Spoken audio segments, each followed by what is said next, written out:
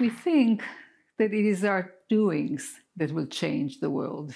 It is, in fact, our listening that is essential for transformation and for change. Just about 30 years ago, AIDS was devastating vulnerable population of women and men in DC. At that time, parents had no legal protections to decide what would become of the orphans that they were leaving behind. I was asked by the Consortium for Child Welfare, a local DC organization, to help develop recommendations for programs and for policy in Washington, D.C. for the orphans of the AIDS epidemic. They knew that I knew some of the key players in the city through my prior work with AIDS service organizations. And I knew that whatever recommendations were to come out of this effort, they had to come from the community itself. I also knew that the answers already lived in the community. We had to find out a way to get those answers heard. I was given a year to do this, and it was recommended that I should hold 15 or so interviews and a couple of focus groups.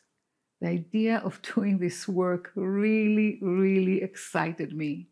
I realized that this would be a great opportunity to learn from the community, to really listen to the community, to their voices, and to their stories. I spoke at length and over time to about 150 individuals and held over a dozen group conversations. I listened to people living with AIDS, to service providers, to policymakers, to caregivers. Over and over again, I listened. After about 6 months of listening, I invited the people that I had interviewed to the first of 4 roundtable meetings.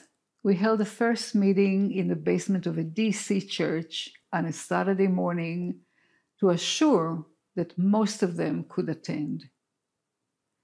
Over 55 people attended that first roundtable meeting.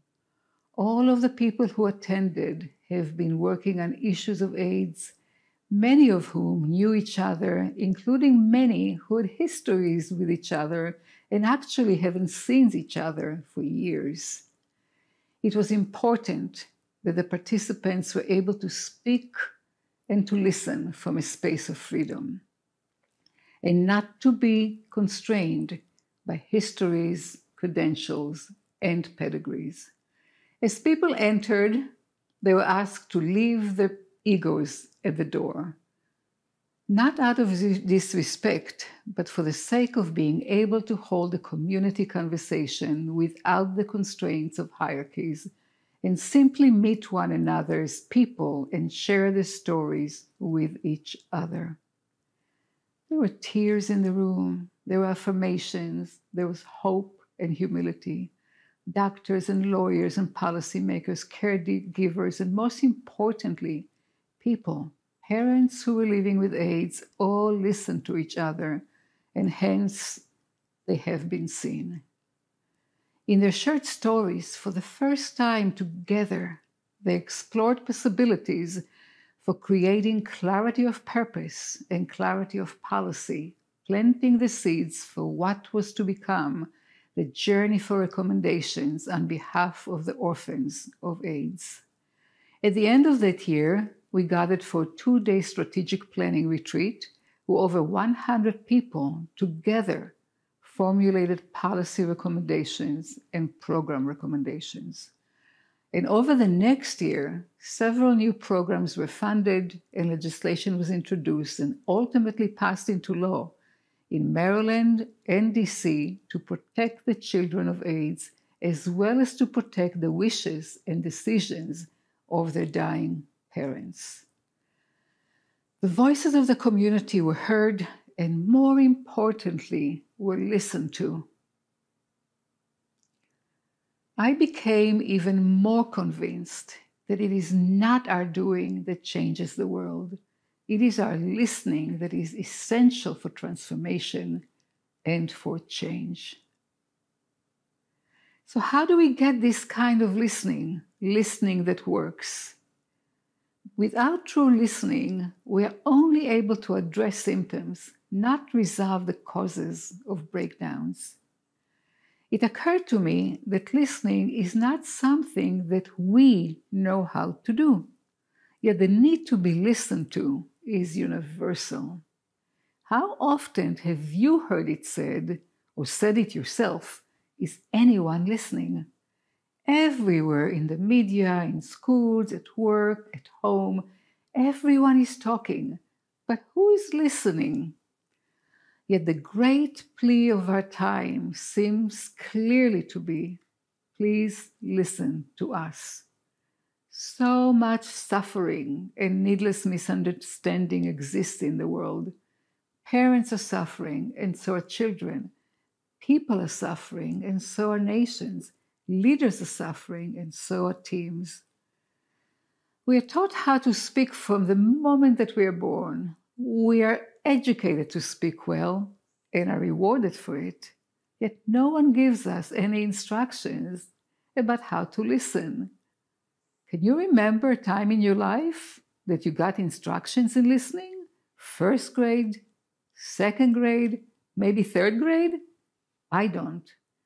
Can you imagine hearing adults ask a child to mimic their listening in the same way that they constantly ask toddlers to mimic their words? Typically in conversation, listening is backgrounded and is mainly used to gather clues about what it is that we're going to say next. What listening we do practice is effectively a servant of our talking. The result is that we're constantly talking to or at each other and rarely listening. So who cares? Why should we care about this? Why give deep attention to listening? Because listening is the most essential element of communication. It is the element of communication that creates understanding. People don't want to be simply heard. They want to be seen. They want to be recognized. They want to be understood. Take veterans, for example. Veterans may feel they're being heard when they are met with attention, but they will feel recognized if they are received, and they will feel understood when they perceive that they are being listened to and are received as they are. We all want to be understood. We all want to be seen. We all want to be recognized, and we all want to belong. Listening is especially an essential art of leadership. Without effective listening, leadership loses its effect. Talking directs, while listening understands. Effective leadership is direction with understanding. When listening works, we experience joy, actually. We experience a strong sense of belonging. The act of listening impacts the depths of understanding. It builds community, fosters trust, and encourages fellowship in the same way that it did 30 years ago. I realize that everyone is actually aware of the critical need in our lives, personally and globally, to listen to each other, especially now. Yet time and time again, we fail at it. All of us do. Even those of us who actually get paid to listen fail at it. And it's okay. We're human. We're supposed to fail. That is how we learn. Listening into listening is complex. To gain insight into the many dimensions of what is going on in listening And to allow the inner dimensions of listening to arise, we need to make space. We need to make space for others to reveal themselves to us. This is not easy. There are no formulas or easy tricks for the inner dimensions of listening to arise. It's all about cultivating awareness and developing practice. I want you to imagine that when you listen, you hold a cup. If you're going to listen fully, your cup needs to be empty and ready to receive the other. In my experience, I have seen in myself and with those that I mentor and coach that our listening cup is rarely empty. Our listening cups are filled with lots of chatter, including internal conversations, moods and emotions, intentions and anticipations, and expectations. So how do we become aware of what is filling up our listening cup, and what do we do to empty it?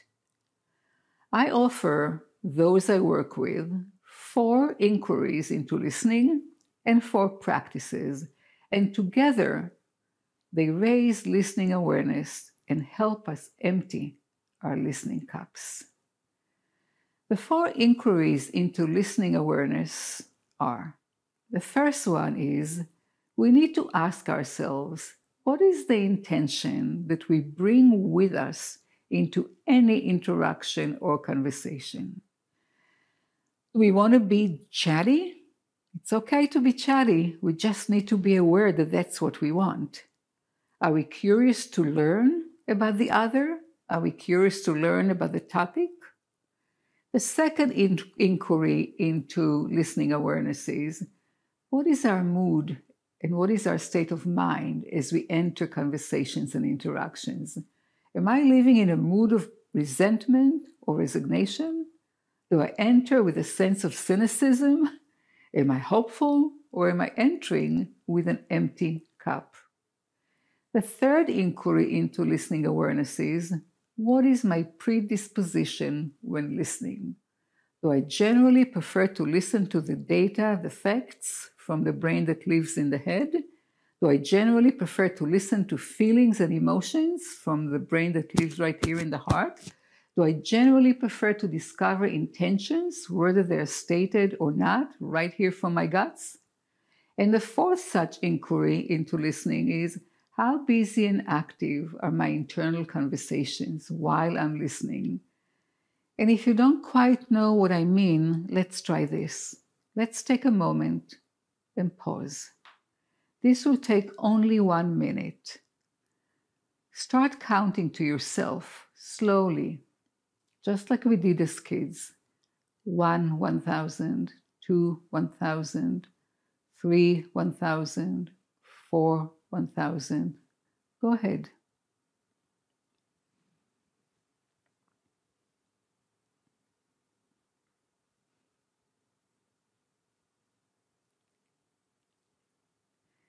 How far did you get before a thought or an inner voice, a memory, or a to-do list interposed itself in your counting? I invite you to try this again from time to time. If you keep trying, you'll soon get a growing appreciation for what a busy marketplace is a listening space, even when nobody outside of yourself is talking. So what are we going to do with all of this awareness? What to do? Here are 4 practices which have helped me and others I have coached and mentored in emptying the listening cup. Each of these practices build on the other, so try to do all of them. The first one is, when you enter into any interaction and conversation, take a moment to focus and ground yourself. Ground yourself in whichever way you know how. In martial arts, they call it take space. Second, when you're ready, ask yourself, for the sake of what purpose are you here? Who are you serving? And what are you serving? By now, your cup should be 50% empty. The third practice is be in the present, be in the now, not in the past where your stories live, not in the future where your hopes and expectations live, right here now. And the fourth practice, which will help empty that listening cup, very gently shush the voices that are in your brain, those internal conversations. Remind yourself that in listening, it's all about allowing the others to reveal themselves to us. It's never, never about us. Listening is always about the other. It was about the other 30 years ago with the AIDS orphans. It is about the others today, and it should always be only about the others. We used to think that our doings will change the world, but now we know that when we focus on the other person, it is in fact listening that transforms the world.